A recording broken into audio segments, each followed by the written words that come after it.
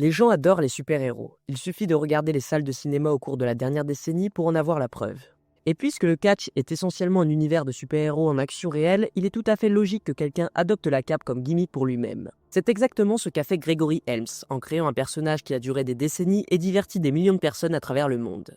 Mais bien sûr, son histoire ne se résume pas à ce seul personnage. En effet, tout au long de sa carrière, Shane Helms a prouvé qu'il était l'un des plus grands catcheurs poids légers de sa génération. De ses débuts dans les derniers jours de la WCW à son règne historique en tant que champion poids léger le plus long de l'histoire de la WWE, il a su marquer son époque. Mais alors, comment tout cela est-il arrivé? Et comment a-t-il su rester un personnage aussi marquant dans l'industrie, même des décennies plus tard? It means the Scorpion King got a tiny ding-a-ling. What is tiny? No! No! Gregory Shane Helms est né le 12 juillet 1974 à Smithfield, en Caroline du Nord, et c'est là qu'il a passé une jeunesse obsédée par l'univers du catch professionnel. Que ce soit pour le côté théâtral, les leçons de morale ou les costumes colorés, le jeune garçon s'est rapidement passionné pour tout cela. En fait, le seul autre intérêt qui pouvait rivaliser avec cette passion, c'était les super-héros, particulièrement Green Lantern, dont Helms était un grand fan durant son enfance. Mais il n'y en avait qu'un seul qui allait devenir une option de carrière viable, et en 1991, tout juste âgé de 17 ans, Gregory avait décidé que ce serait le catch auquel il consacrerait toute son énergie, en se lançant dans le monde du backyard wrestling. C'était un phénomène qui a commencé à cette époque et qui voyait des jeunes n'ayant pas accès à des écoles de formation adéquates décider simplement de s'apprendre eux-mêmes à performer sur le ring, allant souvent jusqu'à organiser leur propre promotion dans leur jardin. C'est ainsi que des catcheurs comme les Hardy Boys et plus tard les Young Bucks ont commencé leur carrière. Et c'est également ainsi que Helms a obtenu sa première opportunité, travaillant sur le circuit de Caroline du Nord où il est rapidement devenu ami avec les frères Hardy, participant régulièrement à des shows pour leur promotion Omega. En fait, pendant cette période, il se produisait sous le nom de The Snow, Shane Helms, formant régulièrement une équipe avec Big Daddy, Mike Maverick avec un bon succès. Les deux ont même remporté les titres par équipe d'Omega à 2 reprises. Cela dit, ce n'était pas tout ce que le futur super-héros faisait à l'époque, car il apparaissait également pour des promotions telles que la Southern Wrestling Alliance et la Southern Championship Wrestling. À un certain moment, il a remporté le titre poids léger pour la première et le titre poids lourd pour la seconde. Il a même formé un clan appelé les Bad Street Boys, qui comprenait Shannon Moore, Christian York et Joey Matthews, ces 4 hommes semant le chaos à NWA Worldwide pendant un certain temps. Et pendant les 8 années suivantes, c'est ainsi que Shane a continué, en se bâtissant progressivement un portfolio de performances impressionnant tout en espérant toujours attirer l'attention des grandes ligues. Heureusement, en 1999, il a enfin eu sa chance lorsque la World Championship Wrestling l'a contacté. Bien sûr, à ce moment-là, la WCW avait connu une période de succès incroyable au cours des années précédentes. Et bien que les choses commençaient à ralentir à mesure que la WWE prenait la tête des Monday Night Wars, la compagnie espérait encore pouvoir se redresser. L'une des raisons de cet espoir était leur division poids léger, qui avait, avec l'histoire de la NWO, toujours été leur arme secrète, quelque chose que Vince McMahon n'avait pas réussi à reproduire malgré tous ses efforts. C'est pourquoi, pour un catcheur relativement petit comme Helms, la WCW était vraiment l'endroit où il fallait être. Il a rapidement saisi l'opportunité et a marqué les esprits lors de ses débuts le 23 décembre de cette année-là. Début qu'il a vu former un nouveau clan appelé Free Count avec Evan Karagias et son ami de la vraie vie, Shannon Moore. Bien sûr, Free Count n'allait jamais devenir une gimmick de main event, car il s'agissait essentiellement d'une parodie des boys bands de l'époque comme NCYNC et les Backstreet Boys. Mais cela a permis au jeune trio de mettre un pied dans la porte et de se faire un peu connaître à la télévision.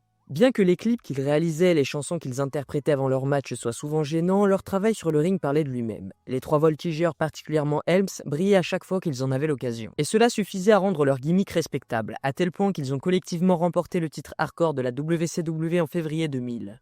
Une situation inhabituelle mais néanmoins mémorable car c'était la première fois qu'un trio détenait simultanément cette ceinture. Malheureusement, alors qu'il défendait ce titre contre Brian Knobbs lors du pay-per-view Unsored de cette année-là, le futur Hurricane a subi une fracture du nez, ce qui l'a mis hors d'action pendant les semaines suivantes. À son retour, Free Count avait ajouté un nouveau membre, l'ancien combattant de MMA, Tank Abbott. Avec lui dans le rôle d'enforcer du groupe, la faction a renoué avec la victoire, rivalisant avec les Young Dragons pour un contrat d'enregistrement dans un exemple classique de booking étrange de Vince Russo. Cela a même conduit à un match d'échelle entre les deux équipes lors de New Blood Rising le 13 août que Helms et sa bande ont fini par remporter, sécurisant leur avenir musical tout en renforçant leur crédibilité sur le ring. Cependant, des tensions ont commencé à se faire sentir au sein du groupe après cela. Tank Abbott avait commencé à croire qu'il devait en être le leader, et ça a conduit à son expulsion peu de temps après. À la suite de ça, Evan Karagias a également été évincé pour des raisons similaires, laissant seulement 2 membres, Helms et Shannon Moore, qui ont continué à faire équipe jusqu'à la fin de la WCW. Cela dit, le destin a parfois mis Helms et Moore de côté opposé sur le ring au cours de l'année 2000. Cela a notamment été le cas lors d'un match pour déterminer le prétendant numéro 1 au titre poids léger à Starrcade le 17 décembre. Un match que le natif de Caroline du Nord a finalement remporté, lui donnant une opportunité contre Chavo Guerrero lors du pay-per-view Sin le mois suivant. Et après avoir perdu ce match, Shane a pris une brève pause à la WCW. Lui et Shannon Moore allant catcher pour la NW à Wildside pendant un certain temps, se revitalisant là-bas en devenant champion par équipe. À partir de là, ils sont retournés chez eux où le futur super-héros a rapidement pu devenir à nouveau le prétendant numéro 1 en titre poids léger. Cette fois-ci, réussissant à battre Guerrero lors de Greed le 18 mars 2001. Bien sûr, quiconque suit l'histoire du catch sait que ce fut le dernier pay-per-view de la WCW car seulement 8 jours plus tard, la compagnie fut rachetée par Vince McMahon. À partir de là, le président de la WWE a consolidé tous les talents encore sous contrat dans sa propre promotion et a commencé à préparer l'angle très attendu de l'invasion qui allait voir les deux compagnies ainsi que l'Extreme Championship Wrestling entrer en guerre. Un moment que les fans rêvaient de voir depuis des décennies. Néanmoins, comme la plupart d'entre vous le savent déjà, les choses ne se sont pas exactement déroulées comme prévu. Car cet angle s'est transformé en un énorme gâchis, devenant l'une des plus grandes occasions manquées de l'histoire de l'industrie. Cela dit, pour Shane Helms, cela marquait une chance de faire sensation sur une toute nouvelle scène, où avec la puissance de la machine WWE derrière lui, ses opportunités étaient infinies. Il devait cependant d'abord changer son nom, car la WWE avait déjà un Shane très notable dans sa compagnie, et ne voulait pas confondre le public avec trop de catcheurs portant des noms similaires. C'est ainsi que l'ancien champion poids léger est revenu à son vrai nom, en ajoutant une touche de glamour en se faisant appeler Hollywood Gregory Helms et en s'imposant immédiatement comme l'une des principales stars poids légers de l'Alliance des Heels. Mais dans le monde de la WWE, où la personnalité et le caractère sont plus importants que tout, il est vite apparu qu'ajouter Hollywood à son nom ne suffirait pas à le rendre véritablement populaire. Et s'il voulait atteindre le niveau supérieur, Gregory devait inventer une gimmick vraiment mémorable. Cette gimmick, comme il s'est avéré, serait The Hurricane. En effet, j'ai déjà parlé du fait que Gregory était un grand fan de super-héros dans sa jeunesse, et donc en cherchant quelque chose de nouveau, il s'est naturellement tourné vers cet univers, créant un personnage fortement inspiré de son cher Green Lantern. Un justicier masqué qui se battrait pour la vérité et la justice partout où il allait. Ainsi, le 27 août 2001, le monde a finalement découvert cette nouvelle incarnation du garçon de Caroline du Nord, qui est arrivé sur le ring en costume complet de super-héros, accompagné d'un thème musical entraînant qui avertissait ses adversaires de prendre garde car un ouragan arrive. Visiblement, son vieil ami Matt Hardy qui se trouvait de l'autre côté du ring ce soir-là n'avait pas reçu le mémo, car non seulement il a été épinglé par le justicier lors de cette apparition inaugurale, mais il a également perdu son championnat européen au profit de Helms dans le processus. Avec une ceinture autour de sa taille pour la première fois à la WWE, Hurricane est rapidement devenu un favori des fans. Et en effet, même en étant membre de l'Alliance, il a été acclamé partout où il allait, parfois même plus que ses collègues de la WWE. En septembre, il a même commencé à former sa propre Justice League en choisissant Lance Storm comme partenaire par équipe, les deux trouvant le succès de manière immédiate en tant qu'unité. Après ça, ils ont également ajouté Molly Holly à leur clan, cette dernière changeant alors son nom en Mighty Molly et adaptant elle-même des tendances de super-héros. En fait, ces deux-là arrivaient souvent sur le ring à bord de leur Purus Cycle, une référence évidente au célèbre moyen de transport de Batman. Cela dit, malgré l'aspect clairement comique de la gimmick, dès que Helms, Molly et Storm étaient sur le ring, c'était du sérieux. Ils l'ont prouvé pendant le reste de l'angle de l'invasion en entrant dans des rivalités notables avec des catcheurs comme le Big Show et Spike Dudley ainsi que les Hardy Boys qu'ils ont même défiés pour les titres par équipe de la WCW lors du pay-per-view No Mercy le 21 octobre. Néanmoins, après la fin de l'invasion, le trio a commencé à se séparer, The Hurricane et Mighty Molly restant alliés pendant la première partie de 2002. Durant cette période, le super-héros a remporté une autre ceinture, devenant champion hardcore à WrestleMania 18 en battant Maven lors d'un segment en coulisses. Malheureusement, ce règne a été de courte durée car lors de ce même événement, Molly a trahi son partenaire en l'assommant avec une poêle à frire pour ensuite s'emparer de la ceinture pour elle-même. Évidemment, tout cela était joué sur un ton humoristique, comme la grande majorité des segments dans lesquels l'Hurricane apparaissait. Même s'il se croyait doté de super pouvoirs dépassant ceux de n'importe quel autre catcheur du roster, chaque fois qu'un de ses collègues était confronté à ça, il le regardait souvent comme s'il était fou et le considérait comme une simple nuisance. Et malgré ce que les autres pensaient de lui, The Hurricane a su leur prouver le contraire. En effet, après avoir été transféré à SmackDown plus tard cette année-là, il a remporté pour la première fois le titre poids léger de la compagnie en battant Tajiri et Billy Kidman dans un match triple menace. Et bien qu'il ait finalement perdu ce titre face à Jamie Noble lors du King of the Ring le 23 juin 2002, il a de nouveau connu le succès lorsqu'il a été transféré à Raw et est devenu champion par équipe aux côtés d'un allié pour le moins inattendu, The Big Red Machine, Kane.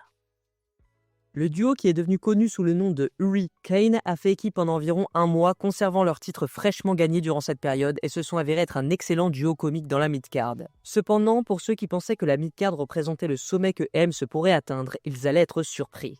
Car très bientôt, il s'est retrouvé dans une rivalité avec l'une des plus grandes stars de l'industrie lorsqu'il a commencé à apparaître dans des segments en coulisses avec The Great One lui-même, The Rock. Tout a commencé en février 2003 alors que The Rock se préparait pour son troisième et dernier affrontement à WrestleMania contre Stone Cold Steve Austin. Pendant cette période, l'Hurricane s'est insurgé contre les agissements du Hills People Champ, affirmant qu'en tant que justicier résident de la compagnie, il pouvait et allait le mettre à terre si nécessaire. Bien sûr, le Rock a d'abord ignoré ça, mais au fil des semaines, les confrontations ont continué, souvent de manière de plus en plus comique. Cela a fini par culminer avec l'annonce que les deux allaient régler leurs différends sur le ring, en 1 contre 1. On raconte que le plan initial était que Helms batte The Great One clean lors de leur match à Raw le 10 mars, le mettant fortement en avant après ça. Cependant, il semblerait que le résultat ait été modifié à la dernière minute lorsque le Rock a appris que Triple H, connu à l'époque pour ses positions acquises en coulisses, prévoyait d'humilier The Hurricane. Et ça, uniquement dans le but de montrer sa supériorité sur son rival de longue date. Finalement, cela a conduit à une victoire de Helms, mais seulement après que le Rock ait été distrait par Austin. Et même si c'était une victoire foireuse, Helms avait quand même obtenu un tombé sur sans aucun doute la plus grande star de l'industrie de l'époque. Cela représentait un moment énorme dans sa carrière, peut-être même le plus grand. Cela montrait également à quel point le Rock était prêt à aider les talents moins haut placés dans la carte, même au sommet de sa carrière, un geste que son adversaire de cette nuit n'a jamais oublié. Après cette victoire majeure, Helms a continué sur sa lancée en prenant un nouveau protégé super-héros, Rosie, le regretté frère de Roman Reigns, futur superstar de la WWE. Rosie à cette époque était annoncé comme un super-héros en formation, ou SHIT, Super Hero in Training, pour ceux qui n'auraient pas saisi la blague immédiatement. Ensemble, The Hurricane et Rosie sont rapidement devenus champions du monde par équipe après avoir battu la Résistance lors de Backlash le 1er mai 2003. Peu de temps après, ils ont brièvement ajouté une valet à leur équipe sous la forme de Stacy Keibler, connue alors sous le nom de Super Stacy. Malheureusement, Stacy a été transférée à SmackDown en août, ce qui a entraîné sa séparation du groupe. Cela a laissé The Hurricane et Rosie continuer seuls après cela. Peut-être que cette séparation a contribué à leur perte des titres par équipe face à Lance Cade et Trevor Murdoch un mois plus tard. Peut-être que c'est aussi ce qui a causé leur série de défaites immédiatement après. Quelle que soit la raison, en octobre de cette année, les choses commençaient à peser sur le super-héros de la WWE. Et après avoir été battu par Kurt Angle, il a reproché à son partenaire de ne pas être venu l'aider. Et en conséquence, il a laissé Rosie lutter seul dans un match par équipe la semaine suivante, effectuant un heel turn à ce moment-là.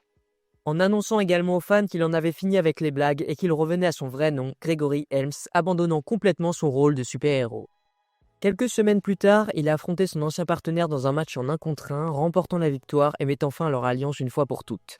Après ça, il s'est retrouvé principalement cantonné à Sunday Night Heat pendant environ 2 mois, n'apparaissant que rarement à Raw pour confronter Jerry Lawler qui à l'époque se moquait de lui depuis la table des commentateurs. Cette confrontation a finalement conduit à un match entre les deux lors du pay-per-view New Year's Evolution le 8 janvier 2006, mais Helms a perdu, confirmant ainsi la spirale descendante dans laquelle il se trouvait. Heureusement, les choses ont commencé à s'améliorer lorsqu'au Royal Rumble quelques semaines plus tard, l'ancien super-héros a remporté le titre poids léger lors d'un défi ouvert. Et comme cette ceinture était alors exclusive à SmackDown, cela signifiait que le nouveau champion allait rejoindre le show bleu, où il affrontait des adversaires comme Nunzio, Kid Cash et Scotty 2 les battant tous, tout en se proclamant le meilleur poids léger du roster. Évidemment, ça ne plaisait pas à ses pairs qui ont collectivement envahi le ring pour attaquer le champion peu de temps après. Cela a conduit à un match lors de No Way Out en février, où tous les poids légers de la compagnie se sont affrontés pour déterminer qui était le meilleur. Au final, Helms a réussi à prouver ses dires en conservant son titre cette nuit-là. Mais comme il avait placé la barre très haut avec son attitude arrogante, le général manager de SmackDown Teddy Long a décidé de lui donner une leçon en annonçant qu'il devait défendre son titre chaque semaine. Cela a évidemment eu un impact sur le natif de Caroline du Nord et le 10 mars il a subi une réelle fracture du nez, ce qui l'a empêché de défendre son titre cette semaine-là. Teddy Long a accepté de le laisser tranquille à ce sujet, mais ne lui a pas donné une soirée de repos pour autant, le faisant affronter Chris Benoit dans un match non titré qu'il a évidemment perdu. Après ça, Helms a pris une pause pour se faire opérer, période durant laquelle il n'a pas été obligé de défendre ou de rendre vacant le titre poids léger. À son retour lors de l'édition de SmackDown du 28 avril, il a continué à accumuler les défenses de titre tout en augmentant sa crédibilité en affrontant des champions comme Rey Mysterio et Dave Bautista, alors champions du monde poids lourd lors de leur rencontre. Il était tellement dominant qu'à l'automne, il était officiellement devenu le champion ayant régné le plus longtemps de l'histoire de SmackDown. Bien sûr, toutes les bonnes choses ont une fin, et c'est lors de No Mercy en octobre 2006 qu'il a finalement perdu la ceinture face à Matt Hardy dans son état natal de Caroline du Nord. Malgré ce coup dur, cela n'a pas ralenti Gregory pour autant, car il est rapidement revenu en entamant une rivalité avec Jimmy Wang Hang. Cette rivalité s'est finalement centrée à nouveau sur le titre poids léger que Yang a remporté face à Hardy entre-temps. C'est lors de leur dernier affrontement que l'ancien Hurricane a réussi à regagner son précieux titre. Il a ensuite conservé la ceinture jusqu'en février 2007 lorsqu'il a été détrôné pour la deuxième fois, cette fois par Chavo Guerrero. Peu de temps après, une blessure au cou l'a mis hors d'action pendant 1 an et demi et ce n'est que le 19 septembre 2008 qu'il est revenu à SmackDown, ressuscitant son ancienne gimmick de super-héros sous le nom légèrement modifié de Hurricane Helms. et a commencé à réaliser de courtes promos vidéo appelées Uri Pops sur ses adversaires potentiels et déstabilisants avant même de monter sur le ring. Néanmoins, cette nouvelle incarnation du personnage n'a pas duré longtemps, car en avril 2009, il a été transféré à l'ECW. Là-bas, il a adopté une double identité à la manière de Clark Kent, se présentant d'abord comme Gregory Helms, intervieweur en coulisses, avant de se transformer en Hurricane chaque fois qu'un acte maléfique était commis. Cela l'a mené à une rivalité avec Paul Burkill, qui voulait démasquer le justicier, avec cette rivalité se terminant par un match masque contre carrière le 17 novembre à l'ECW que The Hurricane a remporté. Ironiquement, malgré cette victoire, c'est Helms qui s'est retrouvé sans emploi peu de temps après, étant licencié de la WWE quelques mois plus tard, mettant fin à son passage de 9 ans dans la compagnie. Par la suite, il a continué à catcher sur le circuit indépendant, apparaissant régulièrement dans des promotions comme Pro Wrestling Guerrilla, Jersey All Pro Wrestling et Carolina Wrestling Federation sous sa gimmick de The Hurricane. Et pendant cette période, il a également célébré la naissance de son premier enfant, Sébastien, en 2012. En 2015, il a eu une nouvelle chance de revenir à la télévision en signant un contrat avec Impact Wrestling où il a d'abord travaillé comme agent en coulisses avant de revenir sur le ring formant une alliance heel nommée The Helms Dynasty avec Andrew Everett et Trevor Lee. Il s'est même impliqué dans l'univers délirant de son vieil ami Matt Hardy, apparaissant dans l'épisode Total Nonsense Dilation où il a été jeté dans le lac de la réincarnation, revenant brièvement sous son ancien personnage de Free Count. Dans un joli clin d'œil pour ses fans de longue date, suivi d'un autre plongeon dans l'eau après ça et réapparaissant en tant que Hurricane une fois de plus, avant de passer face en aidant Hardy à vaincre Lee et Everett. Malheureusement, ce fut sa dernière apparition à Impact Wrestling, car le 19 juin 2018, il annonçait son départ de la compagnie après un différend financier avec la direction. À la suite de ça, il s'est dirigé vers Ring of Honor où il a travaillé à la fois comme catcheur et producteur en coulisses, participant notamment à une rivalité avec The Villain Marty Scurll. À ce stade, il était clair que ses jours sur le ring touchaient à leur fin et que ses responsabilités en coulisses allaient devenir de plus en plus importantes, peu importe la compagnie pour laquelle il travaillait. Cela dit, avec ça en tête, il était agréable de le voir avoir une autre chance avec la WWE dans les années qui ont suivi, avec une apparition en caméo lors du Royal Rumble 2018 avant de signer un contrat de producteur en coulisses en 2019. Néanmoins, en 2020, Helms a été temporairement mis à pied par la WWE. Bien qu'il soit revenu en novembre de la même année, il a profité de son temps libre pour faire une apparition spéciale pour AEW lors du match Elite Delation opposant Matt Hardy à Sammy Guevara. Depuis, il a participé au Royal Rumble Match 2021 et il est presque certain qu'il continuera de faire des apparitions similaires à l'avenir. Car bien qu'il ne puisse plus assurer un emploi du temps complet sur le ring, le personnage de l'Hurricane reste si aimé qu'il suscitera toujours une grande réaction de la part des fans à chaque apparition. En effet, comme les meilleurs super-héros, Gregory Helms est indestructible. Et que ce soit en coulisses ou sur le ring, il continuera d'être le héros dont nous avons besoin encore longtemps. Et pour ceux qui ne seraient pas d'accord... Et voilà les gars, la vidéo est terminée. N'hésitez pas à me dire si elle vous a plu en commentaire, à lâcher un j'aime et à partager la chaîne, c'est très important. Et d'ici là, je vous dis à la prochaine pour une autre vidéo. C'était Vince et encore une fois, merci à tous.